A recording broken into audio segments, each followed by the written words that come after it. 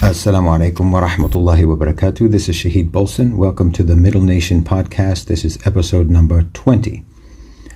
Let me talk for a moment about conspiracy theories, because this is a fairly common phenomenon in the Muslim world.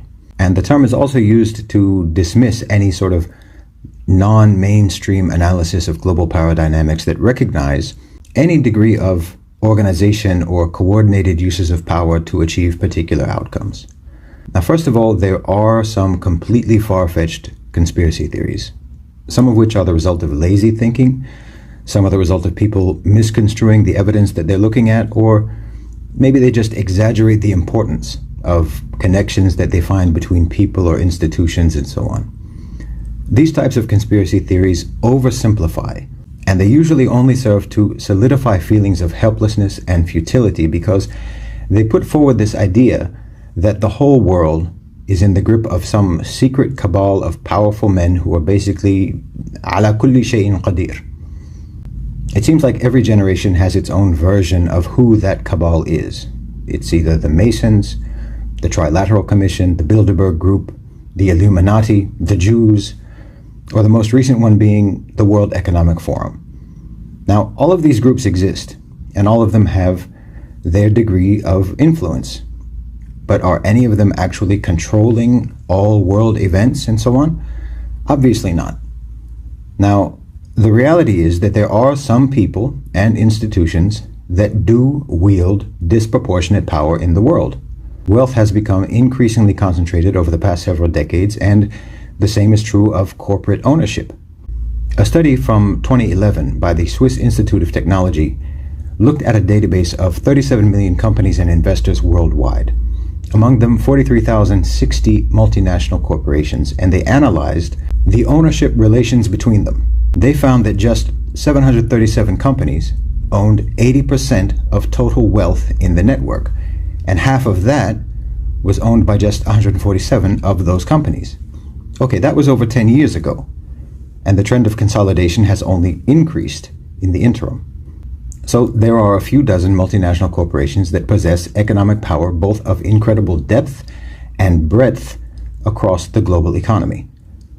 And then you have asset management firms like BlackRock, Vanguard, and UBS, which have combined holdings that equal approximately $20 trillion.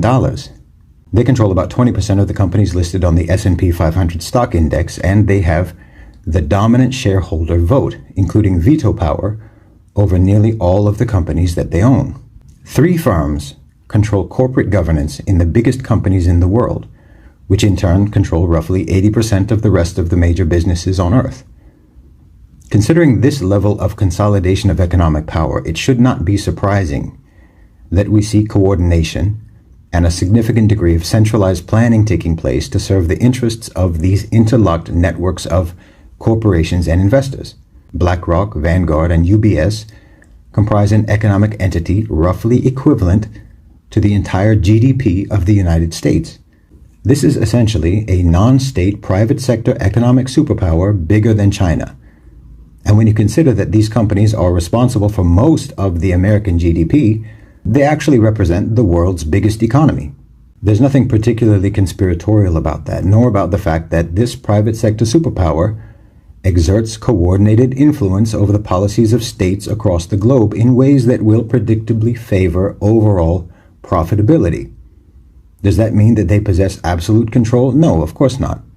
But they do wield dominant influence, because these are companies, corporations, investors, and industries that every state in the world relies upon for their own economic survival within the existing framework of the prevailing philosophy of what constitutes a successful society, which is to say the materialistic philosophy in which civilizational value is monetized.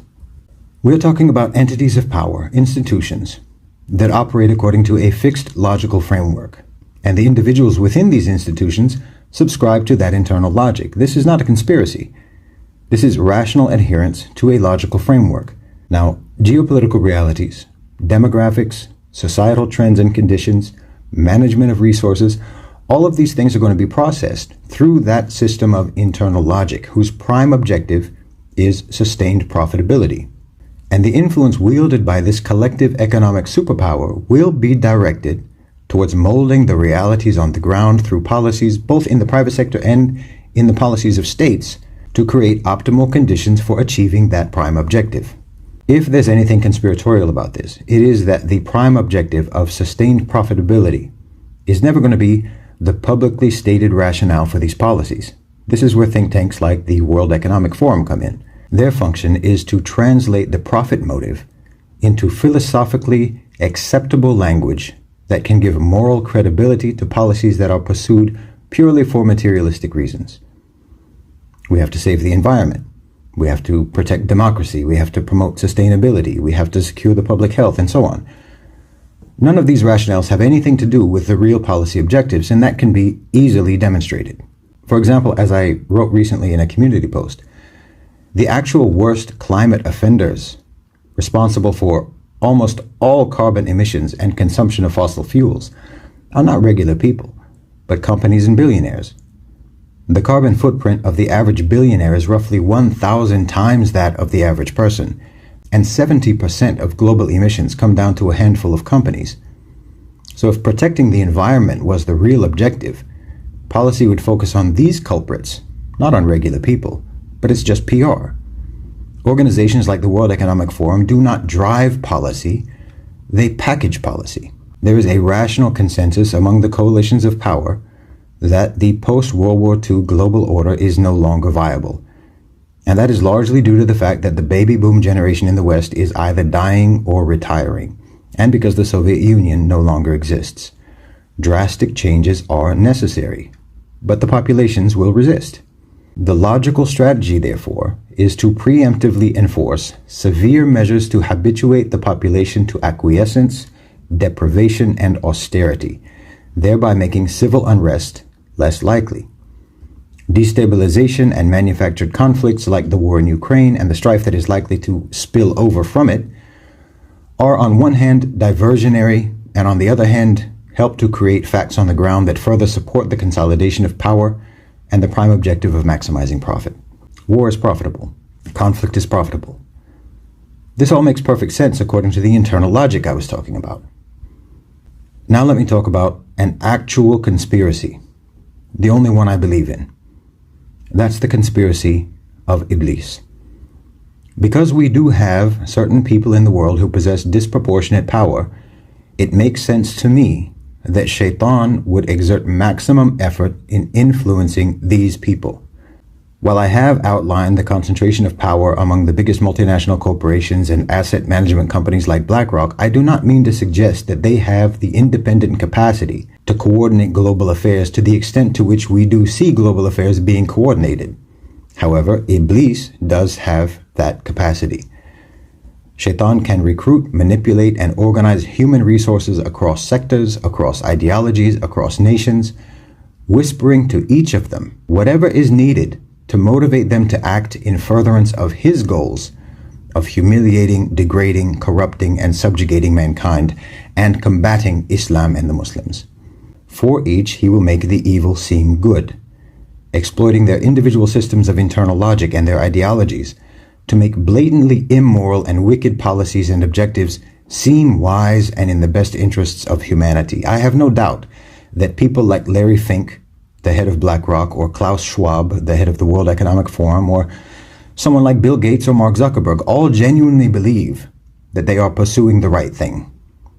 And that's from the manipulation of Shaytaan.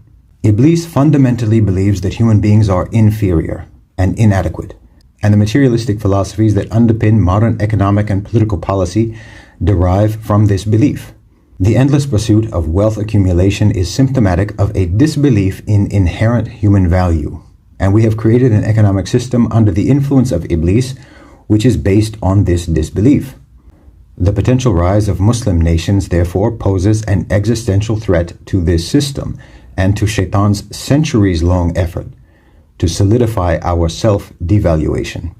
So when we see a conspicuous and an almost unfathomable level of coordination in global affairs, as if states, civil society, and the private sector are all moving in lockstep, I do not attribute this to any cabal of conspirators in a back room somewhere, not the Illuminati, not the Masons, not the Jews, not the World Economic Forum, or not George Soros.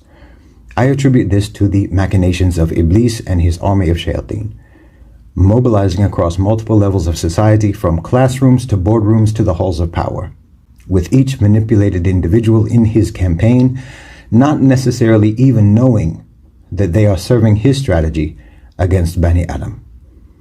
This to me is the only plausible conspiracy theory, and it is not one against which we are powerless. But I think it is important for us to understand that this is what is going on. That Shaytaan is not only an irritation and a source of misguidance and discord in our personal lives, but is also a major factor in global politics and economics. We have to consider this dimension when analyzing current events and when we are developing our approaches to them. Jazakumullahu khairan wa assalamu alaikum.